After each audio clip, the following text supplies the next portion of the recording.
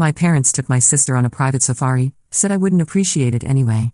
When they came home, I was already moved out, and my silence was louder than any argument. My name is Catherine, and this is about the day my parents chose my sister over me for the last time, and how I made sure they'd never get the chance to do it again. For context, I'm 26 years old, work as a marketing coordinator for a tech startup, and I've been living at home to save money for a house down payment. My sister Stephanie is 23, recently graduated with an art degree, and has been the golden child since birth. While I was getting straight A's and working part-time jobs through college, Stephanie was getting C's and having mom and dad pay for everything from her car to her spring break trips to Europe. The favoritism wasn't subtle. When I graduated summa cum laude, they took us to Applebee's. When Stephanie barely scraped by with a 2.8 GPA, they threw her a graduation party that cost more than my entire college wardrobe. When I got my first promotion, Dad said "That's nice, honey," and went back to his newspaper. When Stephanie sold her first painting for $200 at a local art fair, they acted like she'd just been accepted into the Louvre. But the safari thing? That was the final straw. It started in March when Mom casually mentioned over dinner that they were thinking about taking a family trip somewhere exotic for their 30th wedding anniversary in July. I got excited. We hadn't taken a real family vacation since I was in high school, and I thought maybe this would be a chance for us to reconnect. I even started researching destinations, bookmarking articles about Japan, Iceland, New Zealand. What about an African safari? Stephanie suggested, barely looking up from her phone. My friend went to Kenya last year and said it was life-changing. Mom's eyes lit up immediately. Oh, that sounds amazing. Richard, what do you think? Dad nodded enthusiastically. I've always wanted to see the Big Five in person. Let me look into it. Over the next few weeks, the safari became the only topic of conversation at dinner. Dad would share articles about luxury safari lodges, Mom would show us photos of elephants and lions on her phone, and Stephanie would add destinations to some Pinterest board she'd created. I contributed to researching the best times to visit different parks, looking up photography tips, even finding a great travel agent who specialized in African safaris. I should have seen the signs, but I was genuinely excited about the prospect of this trip. I started saving extra money, researching vaccinations we'd need, even bought a new camera with a telephoto lens specifically for wildlife photography. Then came the bomb. It was a Thursday evening in May. I'd just gotten home from work and was heating up leftover Chinese food when Mom and Dad called Stephanie and me into the living room. They were sitting on the couch with these weird expressions, excited but also nervous. "Girls, we have some news about the safari," Mom began, her voice artificially bright. "We've been working with the travel agent Catherine found, and we've booked the most incredible trip to Tanzania and Kenya." My heart started racing with excitement. This was it. They were going to tell us the dates, the itinerary, all the details I'd been dying to know. "The thing is," Dad continued, and I felt my stomach drop at his tone, "the trip is quite expensive, and we decided it would be better to take a smaller group this time." Stephanie looked confused. "Smaller group? It's just the four of us." Mom and Dad exchanged a look I'd seen 1,000 times before, the look they shared when they were about to prioritize Stephanie over me again.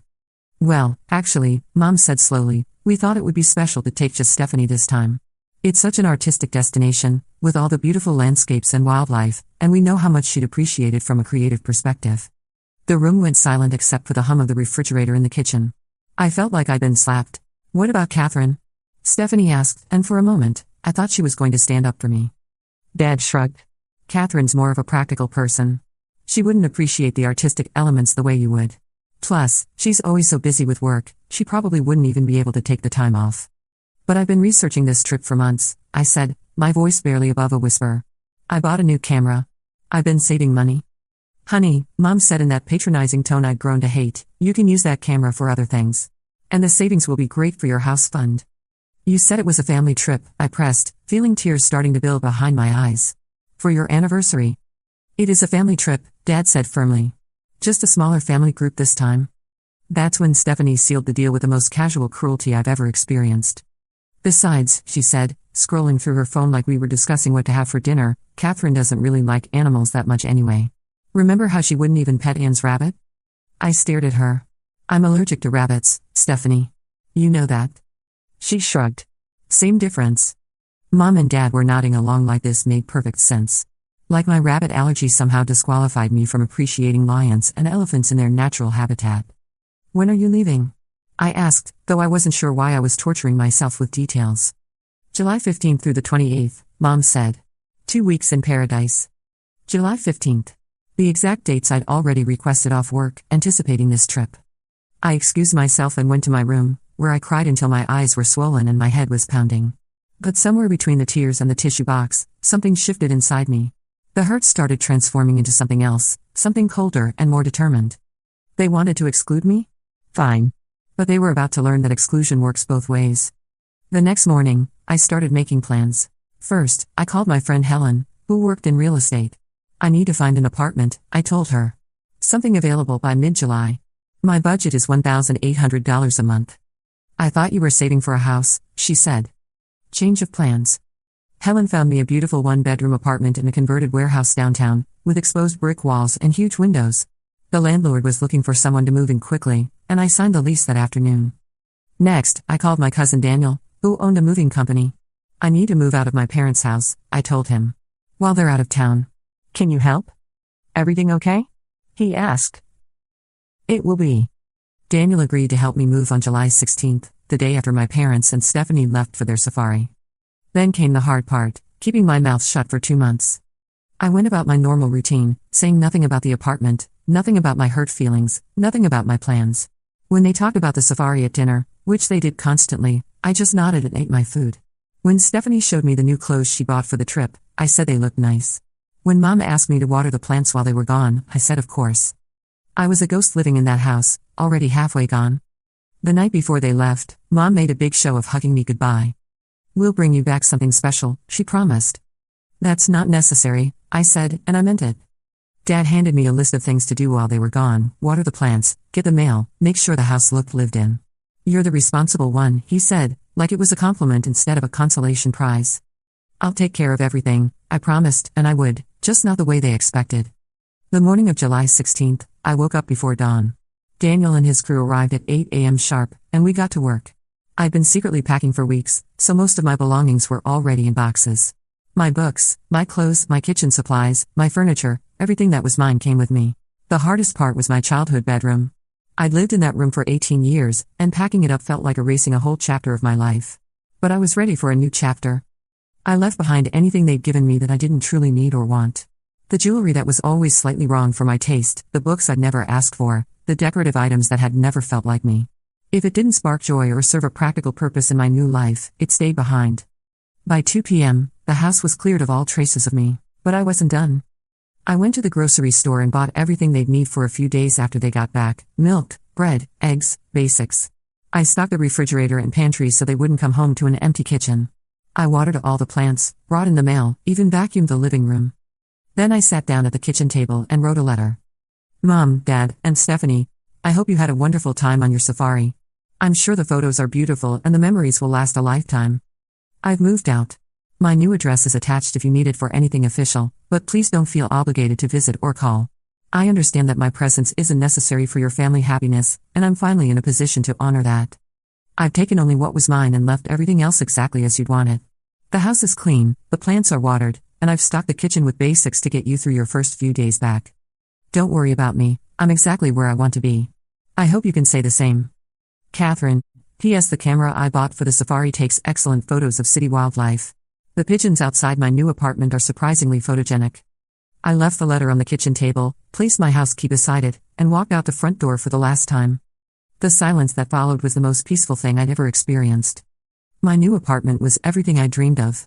The exposed brick walls made it feel like a cozy loft, and the huge windows filled the space with natural light. I arranged my furniture exactly the way I wanted it, hung my own artwork on the walls, and created a space that was entirely, unapologetically mine. For 2 weeks, I lived in blissful silence. No passive-aggressive comments at dinner, no stories about Stephanie's latest artistic triumph, no subtle reminders that I was the practical, responsible, unappreciated daughter. Just me, my coffee, my books, and the city pigeons that had indeed turned out to be surprisingly photogenic. I threw myself into work with renewed energy. Without the daily drain of family drama, I found myself more creative, more focused, more engaged with my projects. My boss noticed the change immediately. You seem different, she said during our weekly one-on-one. More present. I've made some changes in my personal life, I told her. I'm feeling more like myself. She smiled. Well, keep it up. The Morrison campaign you designed last week was brilliant. The difference was remarkable. At home, I'd been carrying the invisible weight of constant disappointment, always bracing myself for the next casual dismissal or comparison to Stephanie. I hadn't realized how much energy I'd been spending on managing my reactions, swallowing my hurt, and performing the role of the understanding, practical daughter who never needed anything. Now, free from that exhausting performance, I found myself contributing ideas in meetings I never would have shared before. I volunteered for challenging projects instead of just doing what was assigned to me. When my colleague Mark suggested I present our Q3 marketing strategy to the board of directors, I said yes immediately instead of deflecting to someone else. "I don't think I've ever seen you this confident," said my coworker Julie after the presentation, which had gone incredibly well. "Whatever you're doing, keep doing it." What I was doing was finally living as my authentic self instead of the diminished version I'd become at home. I started exploring my new neighborhood, trying restaurants I'd never heard of, visiting galleries and bookstores within walking distance of my apartment. There was a small Ethiopian place 3 blocks away that became my regular Friday night spot. The owner, a woman named Ruth, started recognizing me and would recommend new dishes based on what she thought I'd like. There was something deeply satisfying about being known for my actual preferences instead of being the daughter who wouldn't appreciate things anyway. The independent bookstore on the corner became my weekend sanctuary. I'd spend hours browsing sections I'd never explored before: poetry, philosophy, travel memoirs written by people who'd taken the kinds of trips my family thought I wouldn't appreciate. I bought books about African wildlife photography and discovered that I had strong opinions about composition and lighting that I'd never had the chance to develop. I signed up for a photography class at a community college and discovered that I actually had a good eye for urban landscapes. The instructor, an older man named George, was particularly impressed with a series I shot of construction workers building a new high-rise. "You have an interesting perspective," he told me after class one evening. "Most people photograph buildings. You're photographing the human story behind the buildings." I'd never thought of myself as having an artistic eye, but free from the constant narrative that Stephanie was the creative one and I was the practical one, I found myself seeing the world differently. The morning light hitting the brick wall outside my apartment became a study in texture and shadow. The reflection of the city in puddles after rain became an opportunity to capture 2 worlds at once. The photography class led to other discoveries. I learned I enjoy the technical aspects, understanding aperture and shutter speed, problem-solving lighting challenges, the precision required to capture exactly what I was seeing. But I also loved the creative freedom, the way I could frame a story in a single image. One evening, as I was editing photos from a walk through the farmer's market, I realized I was humming. I couldn't remember the last time I'd hummed while doing something I enjoyed. At home, I'd been so focused on not taking up too much space, not being too demanding, not showing too much enthusiasm for things that might be dismissed, that I'd forgotten what pure enjoyment felt like. I made new friends. Helen from real estate became a regular coffee companion, and I connected with my neighbors in ways I never had when I was focused on family obligations. My upstairs neighbor Patricia turned out to be a chef who loved experimenting with new recipes, and we started having weekly dinner parties where she'd cook and I'd handle the wine selection. Patricia was everything I wished I could have been at family dinners: bold with flavors, confident in her choices, unapologetic about taking up space. She'd spend hours perfecting a new sauce, talking through her process with infectious enthusiasm. When she burned a batch of homemade pasta, she laughed it off and ordered pizza instead. "Life's too short to cry over burnt carbs," she said, pouring us both generous glasses of wine. "Besides, failure is just practice in disguise." It was such a different attitude from what I'd grown up with, where mistakes were analyzed and criticized, where taking risks meant facing potential judgment. Patricia's approach to life was bold and experimental, and being around her made me braver. Through Patricia, I met her friend Susan, a graphic designer who worked with small nonprofits, and Susan's partner Michael, who ran a community garden in the neighborhood. They became part of our weekly dinner rotation, and suddenly I had a social circle that revolved around shared interests and genuine affection rather than obligation and guilt. Michael invited me to volunteer at the community garden on weekends, and I discovered I loved the physical work of planting and weeding, the satisfaction of seeing seeds grow into vegetables that would feed local families. There was something healing about working with my hands, about contributing to something that had nothing to do with marketing campaigns or family dynamics. "You're a natural," Michael told me one Saturday as we harvested tomatoes together. "Have you ever considered growing your own food?" I laughed. I've been living at home until recently. My mom has very specific ideas about what the yard should look like. "Well, you've got those big windows in your apartment," he said. "Herb garden? Cherry tomatoes? You could probably grow enough basil to keep Patricia supplied for her cooking experiments."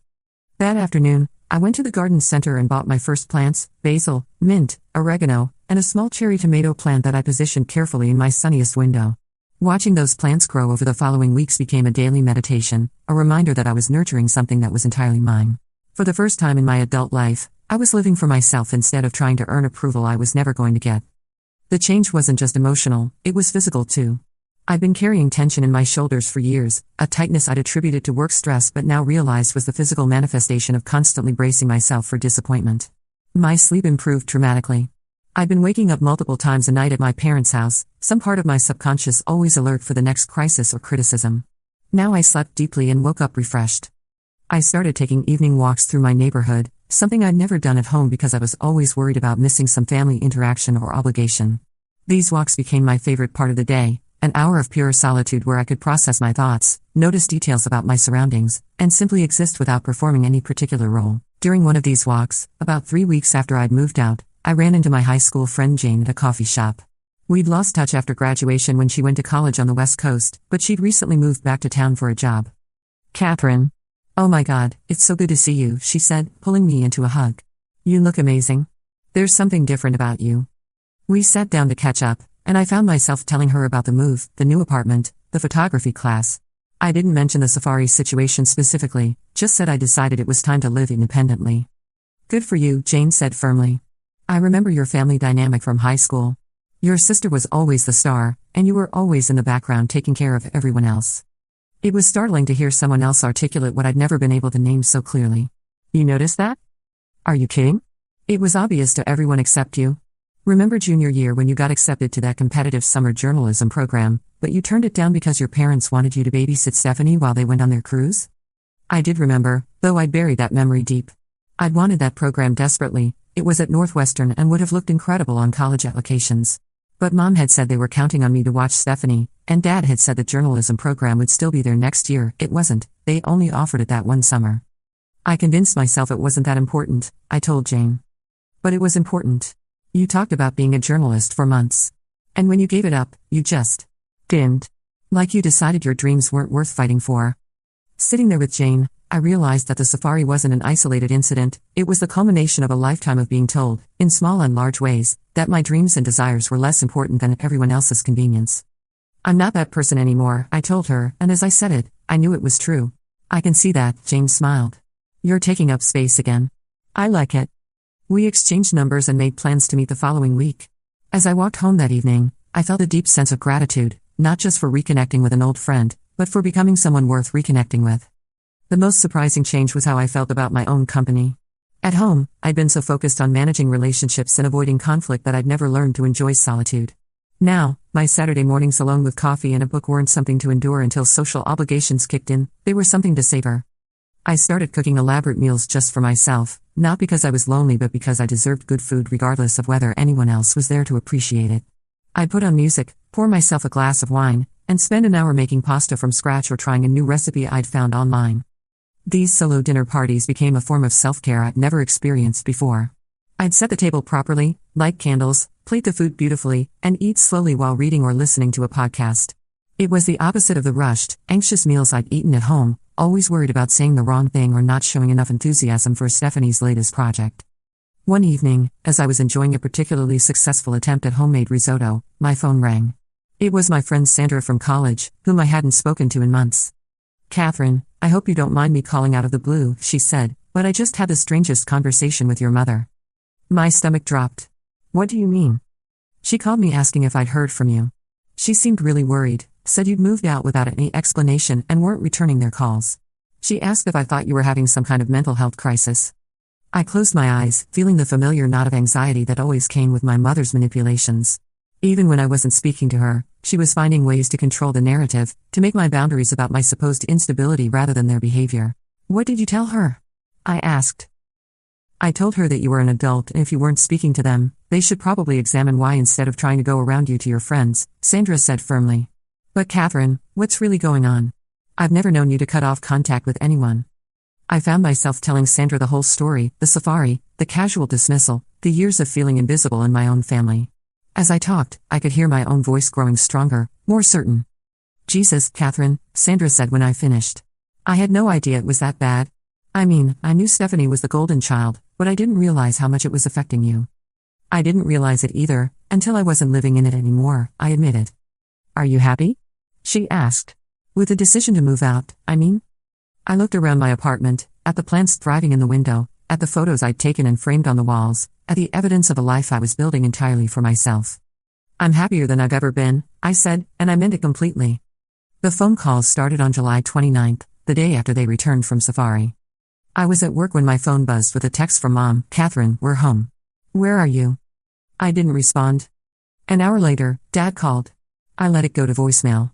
"Catherine, this is your father. We got your letter, and we need to talk. Come home so we can discuss this like adults. I deleted the message. Stephanie texted next, "What the hell, Catherine? Mom is crying." I blocked her number. The calls and texts continued for 3 days. Each message was more frantic than the last, but I didn't respond to any of them. I'd spent 26 years trying to communicate with these people, trying to explain my feelings, trying to be understood. The Safari decision had made it clear that communication was pointless. They'd already decided who I was and what I was worth to them. Now it was time for them to sit with the consequences of that decision. On Friday evening, I was cooking dinner when there was a knock at my door. I looked through the peephole and saw Mom, Dad, and Stephanie standing in the hallway looking exhausted and worried. I didn't open the door. "Catherine," Mom called through the door, "please, honey, we just want to talk." "We know you're in there," Dad added. "Your car is in the parking garage." I stood perfectly still, barely breathing, until they finally gave up and left. That weekend, Helen called to check on me. "Your parents stopped by the office," she said. "They wanted to know if I knew where you were." "What did you tell them?" "That client information is confidential," she said firmly. "But Catherine, they seemed really upset." "I'm sure they are," I said. "They're not upset about losing me, they're upset about losing their sense of control." "Are you sure you don't want to at least talk to them?" "Maybe explain." "Helen," I interrupted gently, "I spent 26 years explaining myself to people who weren't interested in understanding. I'm done." She was quiet for a moment. "Okay," she said finally. "But you know I'm here if you need anything." "I know. Thank you." The weeks turned into months. The calls and texts eventually stopped, though I occasionally heard through mutual friends that my parents were telling people I'd had some kind of breakdown and moved out without explanation. They painted themselves as the confused, hurt parents who couldn't understand why their daughter had abandoned them. I let them tell whatever story they needed to tell. The people who mattered knew the truth, and the people who didn't matter weren't worth correcting. In October, my cousin Daniel called with an update. He'd run into Dad at the hardware store and Dad had asked if he knew how to reach me. He looked terrible, Daniel told me. Like he hasn't been sleeping. He said they'd been to therapy trying to figure out what went wrong. "What did you tell him?" "That if he wanted to reach you, he had your contact information from the letter you left." I smiled. "Thank you." "Catherine," Daniel said carefully, "he asked me to tell you something." "What?" "He said to tell you they're sorry. That they realize they made a mistake with the Safari thing, and they want to make it right."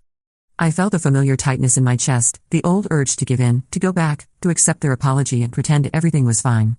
But then I remembered sitting in that living room while they explained why I wouldn't appreciate the trip, while Stephanie casually dismissed my feelings, while they nodded along like my exclusion was perfectly reasonable.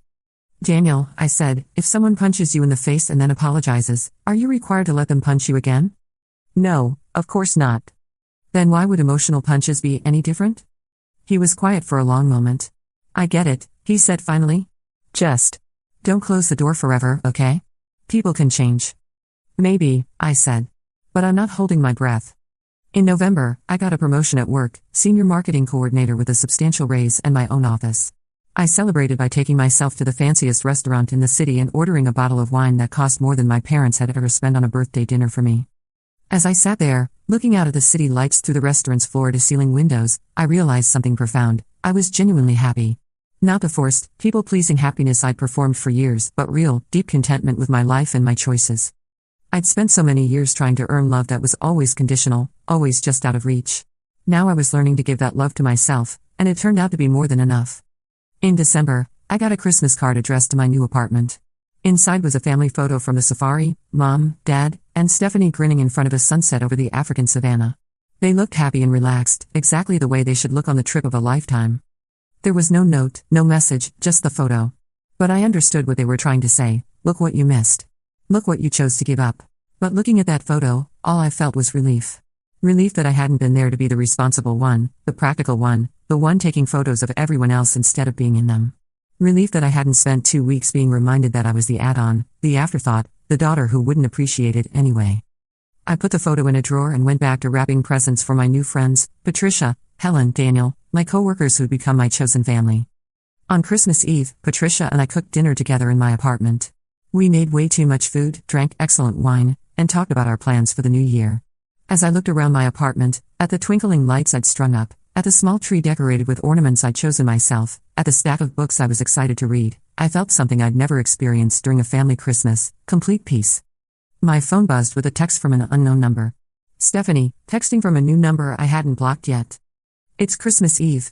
Don't you think this has gone on long enough?" I stared at the message for a long moment, then deleted it without responding. Patricia looked at me with concern. Everything okay? Everything's perfect, I said, and I meant it. 8 months later, here I am, writing this story. I've been living in my apartment for most of this time, and I can honestly say it's been the best period of my adult life. I've traveled to 3 new cities, learned to cook Thai food, taken up rock climbing, and started dating a wonderful man named Andrew who thinks I'm fascinating exactly as I am. I still live in the same city as my parents, but I might as well be on another planet. We move in completely different circles now, and I prefer it that way. I've built a life that's entirely my own, surrounded by people who see my worth and appreciate my presence. Sometimes people ask if I miss my family, if I regret my decision to cut contact. The answer is complicated. I miss the idea of having a loving, supportive family. I miss the fantasy of parents who would choose inclusion over exclusion, who would fight for me instead of dismissing me. But I don't miss the reality of who they actually were to me. I don't regret leaving. I don't regret the silence. I don't regret choosing myself for once in my 26 years. The safari was never really about the safari. It was about a pattern of behavior that had been going on my entire life, a pattern of them deciding I wasn't worth including, wasn't worth celebrating, wasn't worth fighting for. The safari was just the moment I finally decided I agreed with them, I wasn't worth that kind of treatment. So I removed myself from the equation entirely. They got their perfect family safari with their golden child. I got my freedom, my peace, and my self-respect back. In the end, we all got exactly what we deserved. Some people might say I overreacted, that I should have given them a chance to explain or apologize. But here's the thing about apologies, they're meaningless if the behavior doesn't change. And after 26 years of the same pattern, I wasn't interested in waiting around to see if the 27th year would be different. My silence wasn't punishment, it was protection. Protection for the person I was finally becoming when I wasn't constantly trying to earn love from people who'd already decided I wasn't worth their best effort. They taught me that I wouldn't appreciate it anyway. Turns out, they were right about one thing, I don't appreciate being treated like an afterthought. I don't appreciate being dismissed and excluded and made to feel grateful for scraps. But I do appreciate my new life. I appreciate my apartment with its perfect morning light. I appreciate my friends who show up for me consistently. I appreciate my job where my contributions are valued. I appreciate my Saturday mornings with coffee and photography walks through the city. I appreciate the person I've become in the silence they thought would bring me back to them. The funny thing about going no contact is that people always assume you're angry, that you're punishing someone, that you're waiting for them to grovel enough to earn your forgiveness. But the truth is much simpler and much scarier for people who've lost someone this way. Sometimes, people just move on.